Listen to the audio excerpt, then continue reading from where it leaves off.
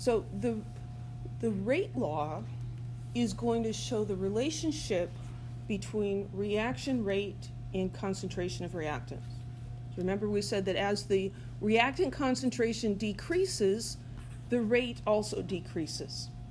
That relationship is different for different reactions. And so the rate law shows that relationship.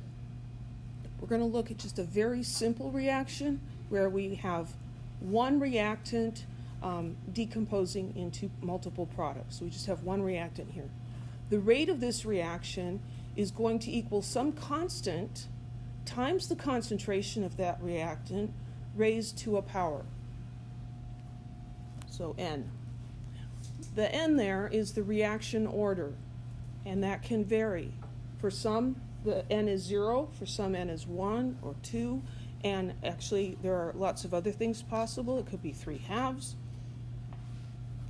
but 0, 1, and 2 are the most common. So N tells us the reaction order. So if it's 0 order, N equals 0. So the concentration of A to the 0 power is what? Is 1. Anything raised to the 0 power is 1. So for a 0 order reaction, the rate does not depend on the concentration. It's just a constant rate. For a first order reaction, N is 1, then the rate is directly proportional to the concentration of A.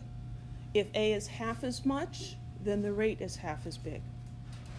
You can also have a second order reaction where the rate is proportional to the square of the concentration of A. So these are the three common reaction orders we'll be looking at.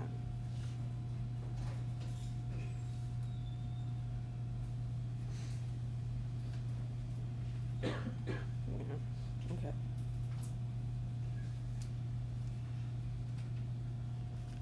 Okay, there we go. So here we have two graphs. In this first one, we're looking at reaction concentration versus time. On the y-axis, we have the reactant concentration. On the x-axis, we have blank screen. So here we have 0 first and second order reactions graphed.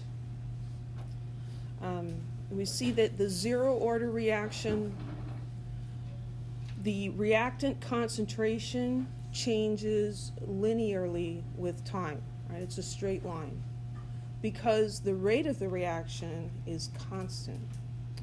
For the first order reaction, we see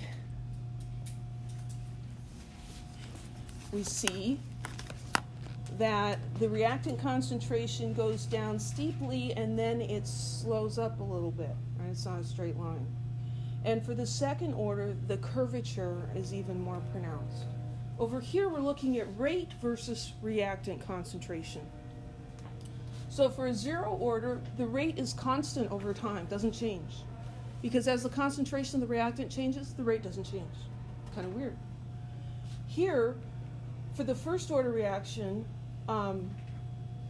the rate is going to be linearly related to the reactant concentration. So it kind of looks backwards, but we're going from no reactant to a concentration of 1, and the rate of the reaction is a straight line there.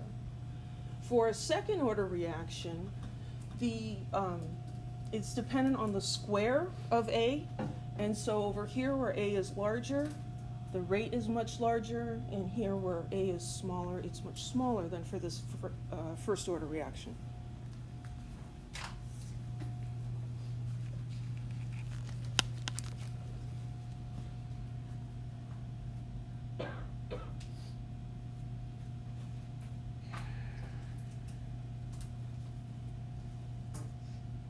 Bad word, bad word, bad word, bad word.